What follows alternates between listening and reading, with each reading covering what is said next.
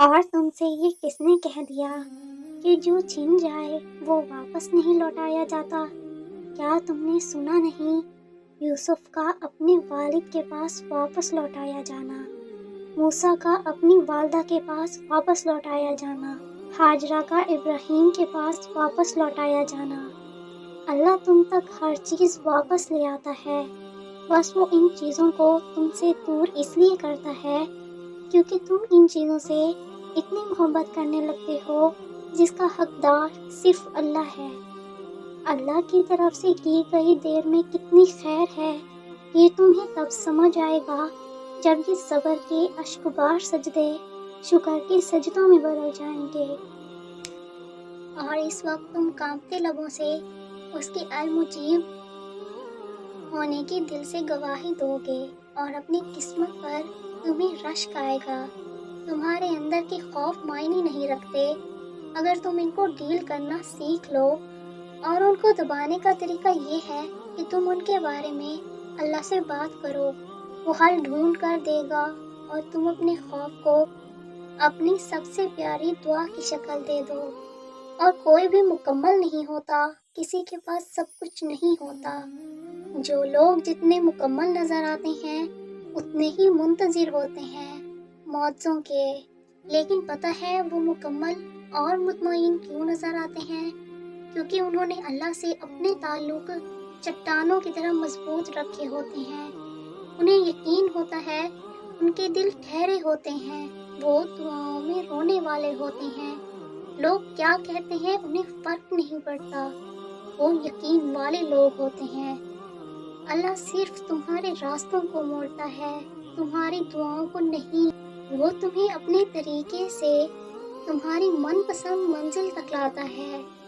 ایک وقت آئے گا جب تم صبر کرتے کرتے اللہ کے اتنے قریب ہو جاؤ گے کہ ابھی دعا تمہارے دل میں ہوگی اور اللہ کن فرما دے گا۔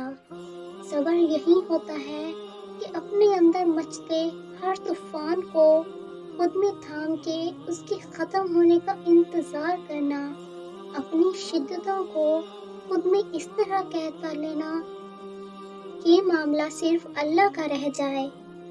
تمہاری کہانی اس لیے یہاں رک گئی ہے کیونکہ اللہ چاہتا ہے کہ تم اس کا اگلا حصہ خود لکھو۔ جسے تم تاخیر سمجھ رہے ہو وہ دراصل دعا کا موقع ہے، تو پھر ہاتھ اٹھا اور اپنا نصیب بدل دو۔ تم کیوں گھبراتے ہو مقدر کے فیصلوں سے؟ کیا تم نہیں جانتے کہ تمہارا رب کتنا غفور و رحیم ہے؟ اگر وہ دن کو رات اور رات کو دن کرنے پر قادر ہے تو کیا وہ تمہاری طرف دیکھ کر تقدیر کے فیصلے بدل نہیں سکتا؟ جب تمہاری زندگی کا فیصلہ کرنے والا اللہ ہے تو تم مطمئن رہو، وہ تمہیں مایوس نہیں کرے گا۔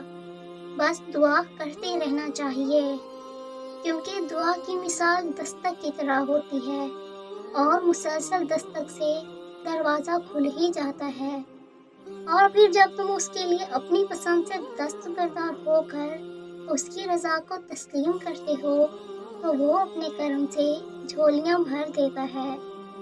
دیر ہو رہی ہے تو ضرور کچھ بہتر ملنے والا ہے، اگر کر رہے ہو صبر تو ضرور اس کا اجر ملنے والا ہے۔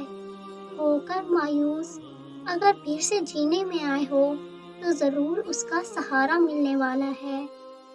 اللہ سے کھل کر مانگا کریں، بنا جھجک کے مانگا کریں، ہر وہ لفظ کہیں جو آپ اللہ سے بات کرنے کے لیے کہہ سکتے ہیں۔ دعا مانگیں اور ان الفاظ کو ساتھ محسوس بھی کریں۔ اللہ سے دعا مانگنا اللہ سے باتیں کرنا ہوتا ہے، اللہ سے ڈسکس کرنا ہوتا ہے، ہر وہ بات کہنی ہوتی ہے جو ہمارا دل چاہتا ہے۔ آپ جتنی ڈیٹیل بتاتے ہیں اتنی آپ کی دعا اسٹرانگ ہو جاتی ہے۔ دعا میں چھپانا نہیں ہوتا بلکہ اظہار کرنا ہوتا ہے۔